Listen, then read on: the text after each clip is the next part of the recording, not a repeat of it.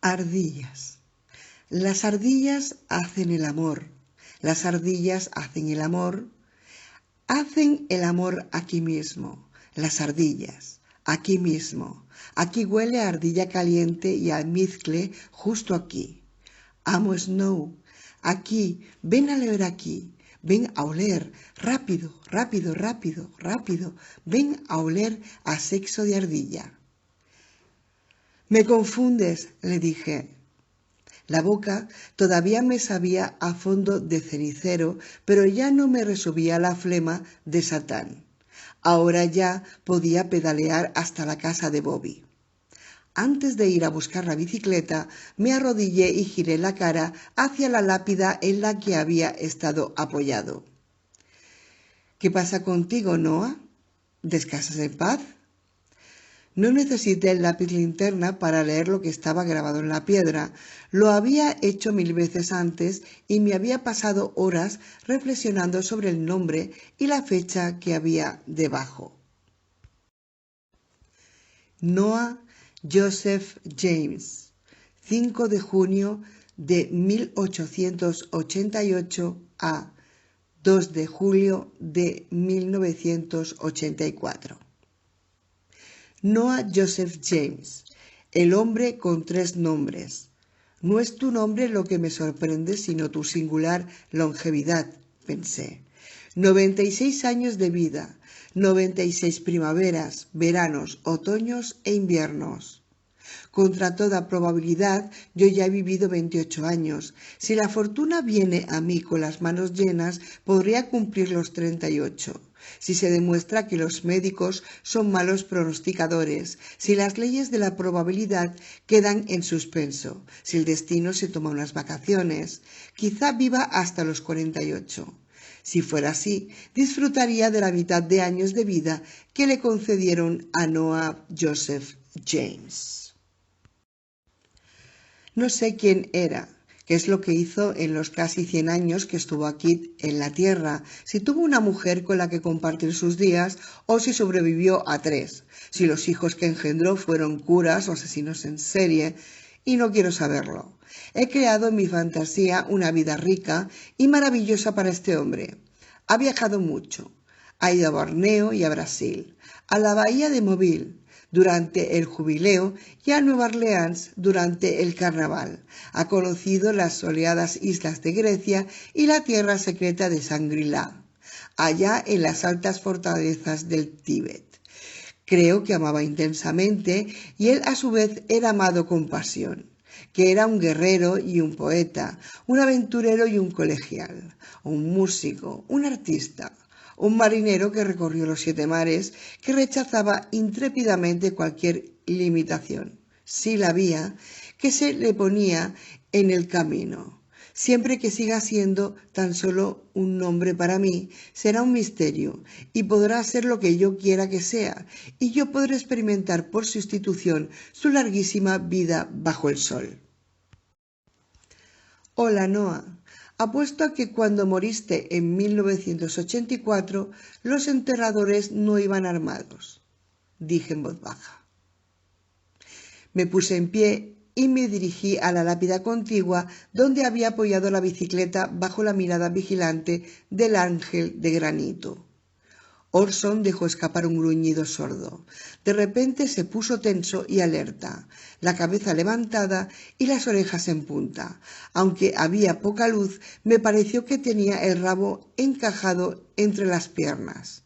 Seguí la dirección de su mirada negra como el carbón y vi a un hombre alto de hombros anchos caminar entre las lápidas.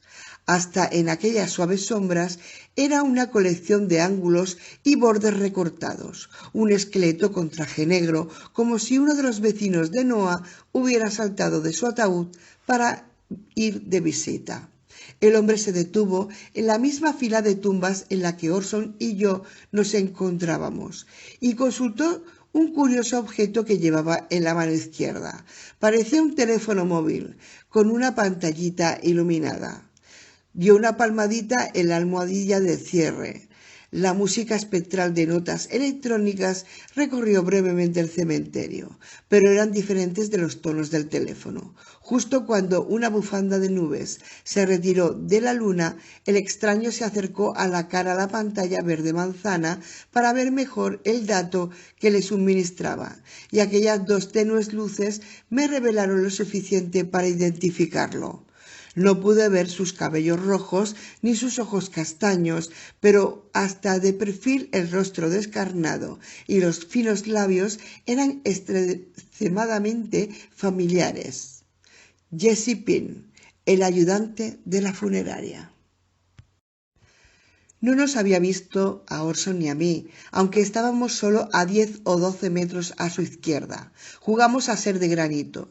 Orson no volvió a gruñir, aunque el susurro de la brisa entre los robles hubiera enmascarado fácilmente su gruñido. Pin alzó el rostro del aparato que tenía en la mano, dirigió la mirada hacia la derecha, hacia San Bernadette, y luego volvió a consultar la pantalla. Después se encaminó hacia la iglesia. Ignorante de nuestra presencia, aunque estábamos a poco más de 10 metros de distancia. Miré a Orson. Él me miró a mí. Olvidadas las ardillas, seguimos a Pin. 17. El enterrador se dirigió apresuradamente a la parte trasera de la iglesia, sin mirar hacia atrás. Descendió un tramo ancho de escalones de piedra que conducían a la puerta del sótano. Le seguí de cerca para no perderlo de vista. Me detuve al llegar a unos 10 pies en la parte superior de los escalones y lo vigilé desde una esquina. Si se volvía y miraba hacia arriba, me hubiera visto antes de que hubiera podido ocultarme, pero no me preocupaba demasiado. Parecía tan concentrado en lo que tenía entre manos que la convocatoria de las trompetas celestiales y la barajunda de los muertos levantándose de sus tumbas no hubieran desviado su atención. Estudió el misterioso aparato que tenía entre la mano. Lo desconectó y se lo metió en un bolsillo interior de la americana. Sacó un instrumento de otro bolsillo, pero la luz era demasiado débil para que yo pudiera ver de qué se trataba. A diferencia del primero, este otro no llevaba incorporada ninguna parte luminosa. Por encima del susurro del viento y de las hojas de los robles, oí una serie de crujidos y ruidos de roces. Le siguió un chasquido, otro chasquido y luego un tercero. El cuarto chasquido creí reconocer el sonido. Era el resorte de la recámara de una pistola Lockley. Esta arma tiene unas balas finas que deslizan suavemente en la ranura del pistón, bajo los pasadores del seguro. Cuando tiras del percutor, un resorte plano de acero salta hacia arriba y aloja algunas de las balas en la línea de tiro. Hace unos años, Manuel Ramírez me hizo una demostración con una Lockley. Las pistolas con recámara de resorte solo se vendían a entidades relacionadas con la ley y la posesión de una de ellas por un civil era ilegal. Aunque Jesse Pin pudiera exhibir una expresión de condolencia en su jeta tan convincente como podría serlo la de Sandy Kirk, incineraba víctimas de asesinato en un horno crematorio y ayudaba a encubrir crímenes capitales, de modo que no era verosímil que le molestaran unas leyes restrictivas sobre la propiedad de una Lockley. Quizá tenía límites. A lo mejor, por ejemplo, no empujaría a una monja por un barranco sin ninguna razón. No obstante, al recordar el rostro afilado de Pin y el brillo de estilete de sus ojos, castaño rojizo, cuando se había acercado a la ventana del crematorio aquella noche, no hubiera dado un duro por la monja. El enterrador tuvo que empujar el percutor del arma 5 veces para pasar todas las balas. Tras forzar la puerta cautelosamente, devolvió la Lockley a su bolsillo. Cuando empujó la puerta hacia adentro, la ventana baja del sótano estaba iluminada. Su silueta quedó perfilada mientras se quedaba durante medio minuto escuchando en el umbral, con los hombros huesudos ladeados hacia la izquierda, la cabeza medio colgando hacia la derecha y el cabello levantado por el viento como la paja.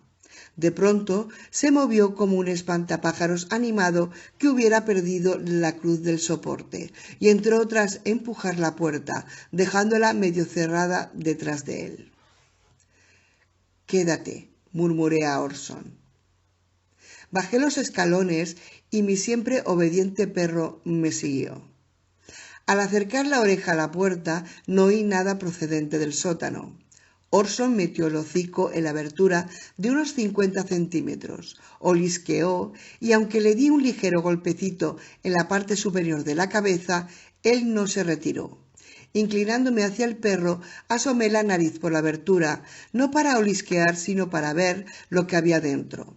Eludiendo la luz directa fosforescente, vi una habitación de poco más de 6 por 12 metros con paredes y techo de cemento, revestida con los accesorios que servían a la iglesia y el ala añadida de las aulas de la escuela dominical.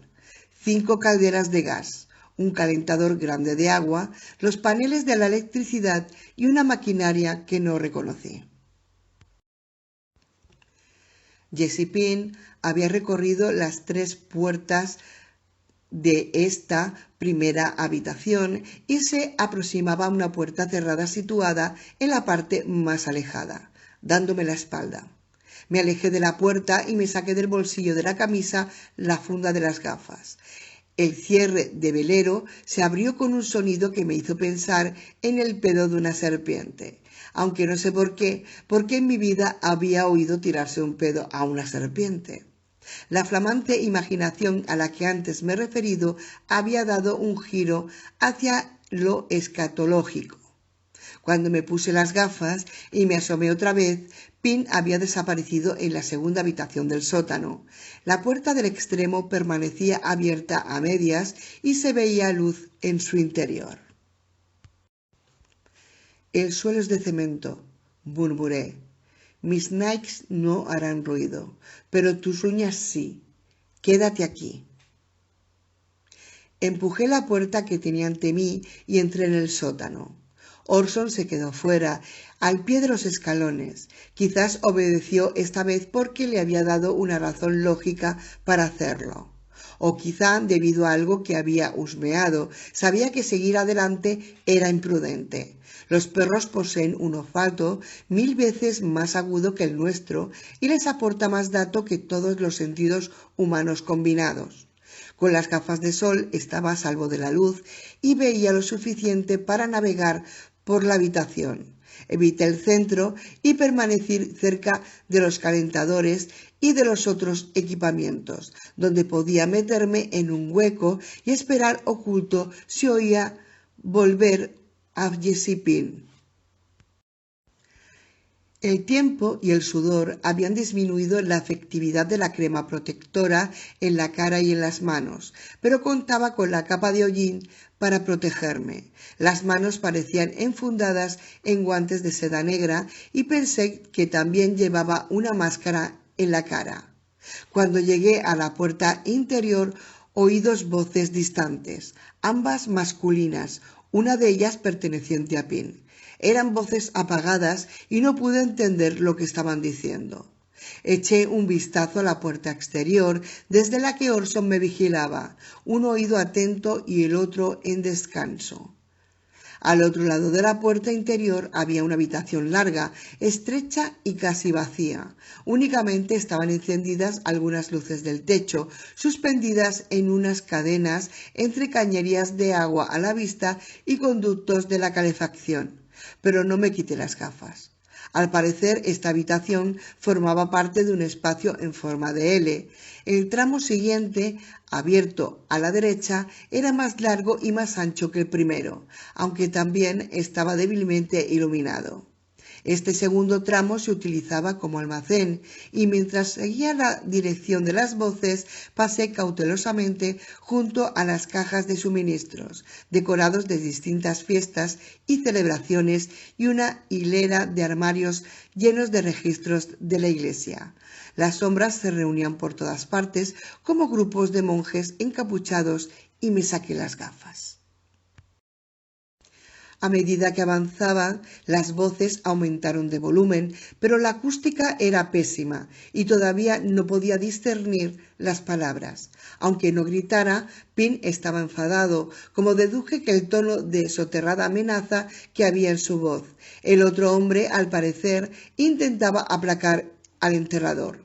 En medio de la habitación había un Belén de tamaño natural, no solo con San José y la Virgen María y el Niño Jesús en la cuna, sino toda la escena con los Reyes Magos, los camellos, patos, corderos y el ángel anunciador.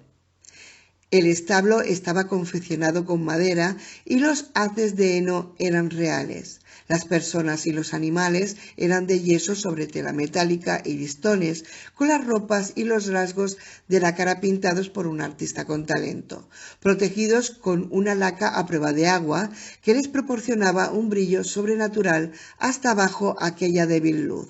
A juzgar por las herramientas, la pintura y otros materiales, la restauración estaba hecha con ciencia y el pesebre se exhibiría durante las próximas Navidades. Avancé en medio del desorganizado Belén y cuando llegaba al final aproveché un ángel que tocaba un laúd para protegerme.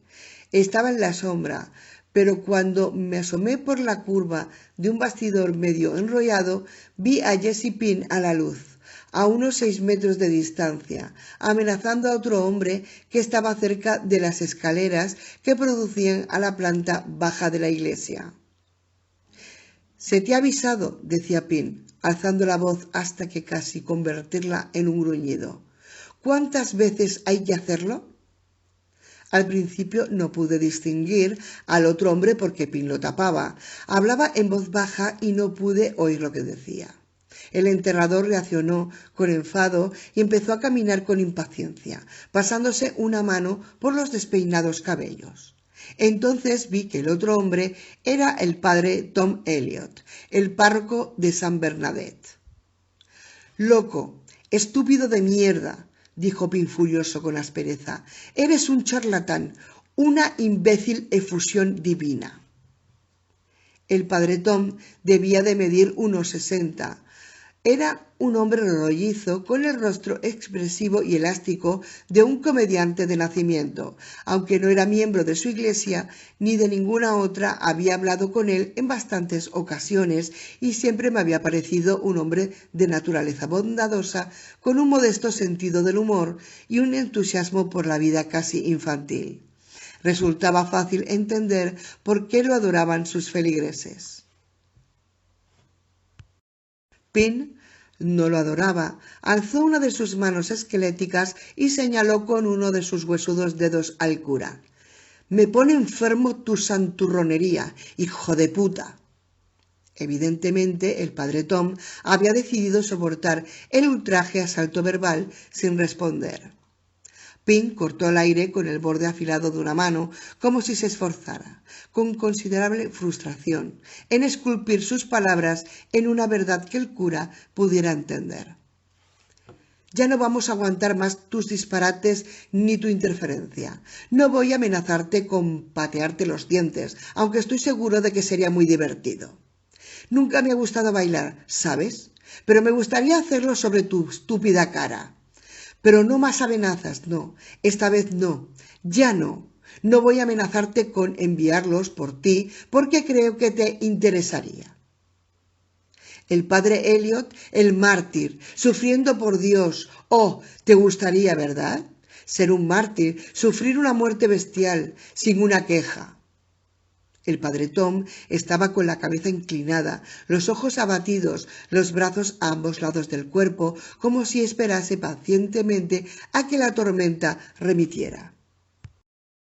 La pasividad del cura inflamó a Pin. El enterrador cerró con un puño la mano derecha y se golpeó con él la palma de la mano izquierda como si necesitara oír el duro chasquido de la carne sobre la carne.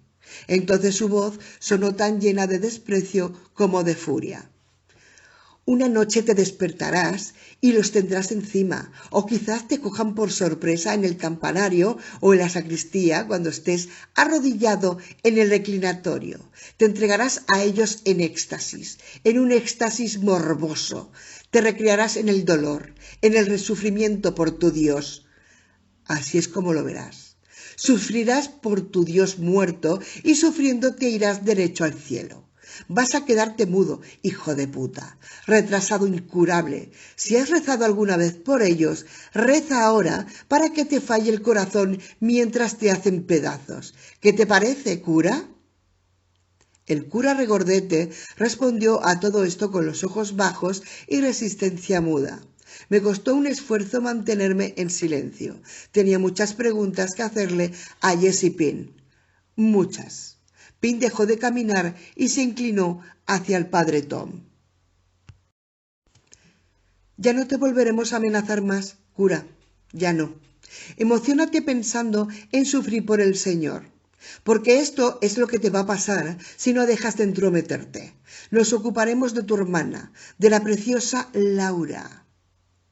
El padre Tom levantó la cabeza y clavó la vista en Pin, pero no dijo nada todavía. La mataré yo mismo, aseguró Pin, con esta pistola. Sacó la pistola de la americana, evidentemente de una pistolera. Aún en la distancia y bajo la débil luz, observé que el cañón era inusualmente largo. A la defensiva, introduje la mano en el bolsillo de la chaqueta y busqué la culata de la Glock. «Suéltenla», dijo el cura. «Nunca la soltaremos», aseguró Pin. «Es tan interesante. El hecho es que antes de matar a Laura la violaré. Es una mujer todavía de muy buen ver, aunque se esté volviendo rara». Laura Elliot, que había sido amiga y colega de mi madre, era una mujer encantadora. Aunque hacía un año que no la veía, recordaba su rostro perfectamente. Al parecer había encontrado un empleo en San Diego cuando Ashton la rescindió su contrato. Mis padres recibieron una carta de Laura, pero no nos agradó que no viniera a despedirse en persona. Evidentemente se trataba de una tapadera y todavía se encontraba en la zona, retenida en contra de su voluntad. «Dios mío, ayúdale», dijo el padre Tom finalmente. «No necesito ayuda», replicó Pin. «Le meteré la pistola en la boca y justo antes de apretar el gatillo le diré que su hermano dice que la verá pronto en el infierno y luego le saltaré la tapa de los sesos». «Dios mío, ayúdame». «¿Qué has dicho, cura?», inquino Pin con un tono de burla. El padre Tom no respondió. «¿Has dicho Dios, ayúdame?», se burló. «¿Dios, ayúdame?». Una exclamación no muy verosímil. Después de todo, tú ya no eres uno de los suyos, ¿verdad? La curiosa afirmación provocó que el padre Tom se apoyara contra la pared y se cubriera la cara con las manos. Debía de estar llorando, aunque no podía verlo. «Imagina el rostro de tu querida hermana», dijo Pin, «y ahora imagina su cuerpo retorciéndose, distorsionándose y la parte superior de su cabeza estallando». Disparó un tiro al techo. El cañón era largo porque llevaba acoplado un silenciador y en lugar de un fuerte estampido solo se escuchó un ruido parecido al que hace un puño golpeando una almohada. En el mismo instante, y con un duro sonido metálico, la bala pasó velozmente por la pantalla metálica rectangular de la lámpara que colgaba directamente encima del enterrador. El tubo fluorescente no se hizo añicos, pero el movimiento de la larga cadena provocó el balanceo de la lámpara. Una espada de luz glacial como una guadaña atravesó la habitación formando brillantes arcos. En el rítmico recorrido de la luz A pesar de que Pin no hizo ningún movimiento, su sombra de espantapájaros saltó hacia atrás sobre otras sombras que aleteaban como mirlos. A continuación, se fundó la pistola bajo la americana. Cuando las cadenas de la lámpara oscilante se doblaron, los eslabones se retorcieron y friccionaron los unos con los otros, provocando un espectral campanilleo, como si unos monaguillos de ojos de lagarto con casacas y sobrepellices empapadas de sangre hicieran sonar unas campanadas desafinadas en una misa satánica. Al parecer, la música estridente y las cabriolas de las sombras excitaron a Jesse Pin. Emitió un grito inhumano, primitivo y psicópata, un maullido de esos que a veces te despiertan durante la noche y te levantas preguntándote qué especie lo ha originado. Cuando aquel sonido salió de sus labios llenos de saliva, clavó los puños en la región abdominal del cura, 2 fuertes puñetazos. Rápidamente salí de detrás del ángel que tocaba el laúd e intenté sacar la Glock, pero se había metido en el forro del bolsillo de la chaqueta. Cuando el padre Tom se dobló por los 2 golpes, Pin cruzó las manos y golpeó la nuca del cura. El padre Tom cayó al suelo y finalmente pude sacar la pistola del bolsillo. Pin pateó al cura en las costillas. Levanté la Glock, apunté a la espalda de Pin y ajusté la mira láser. Cuando el mortal círculo rojo apareció entre sus huesudos hombros y yo iba a decir basta, el enterrador se detuvo y se alejó del cura. Continué en silencio. Si no eres parte de la solución, eres parte del problema. Si no puedes formar parte del futuro, entonces lárgate al infierno, le dijo Pin al padre Tom. Aquello sonaba despedida. Desconecté la mirada de láser y me retiré detrás del ángel justo cuando el enterrador se alejaba del padre Tom. No me vio. Jesse Pin se fue por donde había venido bajo el canto de las cadenas. Aquel sonido chirriante no parecía proceder del techo, sino de su interior, como si en su sangre hubiera un enjambre de cigarras. Su sombra corrió una y otra vez por delante de él, y luego saltó hacia atrás hasta que pasó al otro lado de la arqueada espada de luz de la lámpara oscilante. Formó un todo con la sombra y rodeó la esquina del otro brazo de la habitación en forma de L. Volví a guardar la Glock en el bolsillo de la chaqueta. Desde el refugio del desordenado pesebre, observé al padre Tom Elliot. Yacía al pie de las escaleras, en posición fetal, retorciéndose de dolor. Pensé en acercarme a él para comprobar si estaba herido de gravedad y enterarme de las circunstancias que habían provocado el enfrentamiento que acababa de presenciar, pero no quise revelar mi presencia y me quedé donde estaba. Cualquier enemigo de Jesse Pin tendría que ser aliado mío, pero no podía estar seguro de la buena voluntad del padre Tom. Aunque eran adversarios, el cura y el enterrador compartían un misterioso mundo subterráneo que yo desconocía hasta aquella noche, por lo que cada uno de ellos tenía más en común con el otro que conmigo. Imaginé que, si me dejaba ver, el padre Tom llamaría a Jesse Pin y el enterrador volvería volando, agitando su traje negro, con el inhumano maullido vibrando entre sus finos labios. Además, Pin y sus compañeros tenían secuestrada a la hermana del cura. El hecho de tenerla les proporcionaba una palanca, un punto de apoyo con el que mover al padre Tom, mientras yo no tenía influencia alguna. La música estridente de las cadenas retorcidas fue decayendo poco a poco, mientras la espada de luz descubría un arco cada vez más reducido. Sin una protesta, sin ni siquiera una queja involuntaria, el cura se enderezó sobre las rodillas y luego con un esfuerzo se puso en pie. No podía mantenerse erguido. Encorvado como un simio, con una mano en la barandilla, empezó a subir trabajosamente la pendiente. Los crujientes escalones hacia la planta baja de la iglesia. Cuando llegara al final, apagaría las luces y yo me quedaría sumergido en una oscuridad tal que hasta Santa Bernadette la de los milagros de Lourdes, se amilanaría. No había tiempo que perder. Pero antes de iniciar la retirada en medio de aquellas figuras de pesebre de tamaño natural, alcé la vista por primera vez hacia los ojos pintados del ángel del laúd que tenía frente a mí, y pensé que eran de color azul como los míos. Estudié el resto de los rasgos de yeso laqueado, y aunque la luz era pobre, hubiera asegurado que aquel ángel y yo compartíamos la misma cara. El parecido me dejó paralizado y confundido, y me esforcé intentando comprender cómo ese ángel Christopher Snow estaba allí contemplándome.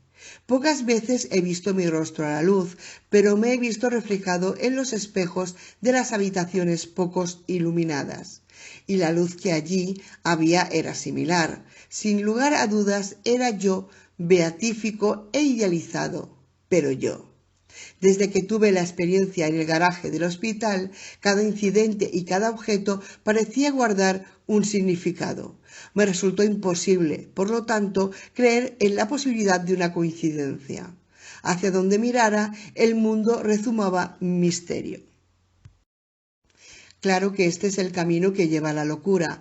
Creer que todo lo que sucede en la vida se debe a una complicada conspiración dirigida por unos manipuladores extraordinarios que todo lo ven y todo lo saben.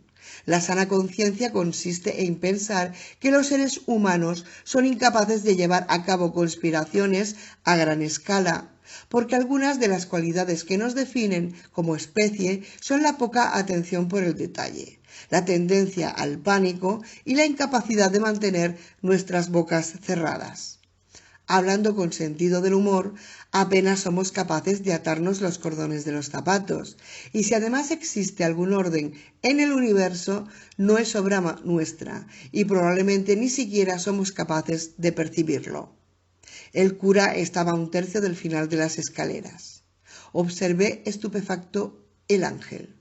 Muchas noches, durante la época de Navidad, año tras año, había paseado en bicicleta por la calle frente a Saint Bernadette. El pesebre se exhibía en el prado de la iglesia, cada figura en el lugar adecuado. Ninguno de los Reyes Magos con su regalo estaba colocado como si fuera un proctólogo de camellos, y el ángel en cuestión no estaba, o yo no lo había visto. La explicación más sencilla, claro, era que el pesebre tenía demasiada luz y yo no quería correr el riesgo de pararme a admirarlo. El ángel Christopher Snow formaba parte de la escena, pero yo siempre había girado la cabeza al pasar frente a él, para protegerme los ojos. El cura ya había subido la mitad del tramo de escaleras y ahora lo hacía a mayor velocidad. Entonces recordé que Angela Ferryman oía misa en Saint Bernadette. Considerando su afición por las muñecas, era indudable que la había convencido para que aplicase su talento al pesebre. Final del misterio. No entendía, sin embargo, por qué le asignó mi rostro al ángel. Si mis rasgos casaban con alguien en la escena del pesebre, deberían de haber sido los del burro. La opinión que ella tenía de mí era más elevada, sin duda, de lo que yo merecía. Recordé la imagen de Ángela, aquella Ángela que había visto por última vez en el suelo del cuarto de baño, con los ojos fijos en alguna visión última, más lejana que Andrómeda, con la cabeza colgando hacia atrás en la taza del inodoro y con un tajo en la garganta. De repente tuve la certeza de que había olvidado un detalle importante cuando encontré su pobre cuerpo roto. Asqueado por las salpicaduras de sangre, angustiado por el dolor, en un estado de shock y de miedo, había evitado mirarla mucho, precisamente como durante años había evitado mirar las figuras del pesebre iluminado en el exterior de la iglesia. Vi una pista de vital importancia, pero no la registré conscientemente, y ahora mi subconsciente estaba jugando conmigo. Cuando el padre Tom llegó al tramo superior de las escaleras, estalló en sollozos, se sentó en el rellano y lloró con desconsuelo. Me resultó imposible soportar por más tiempo la imagen mental del rostro de Ángela. Luego tendría tiempo de enfrentarme a ella y a regañadientes explorar aquel recuerdo de gran guiñol. Entre el ángel y el camello, los reyes magos, José y el burro, la Virgen, el cordero y el cordero, avancé en silencio por el Belén. Luego pasé junto a las hileras de armarios y cajas de suministro. Entré en el espacio más reducido y estrecho donde se almacenaban las cosas pequeñas y me dirigí hacia la puerta de la habitación de servicios.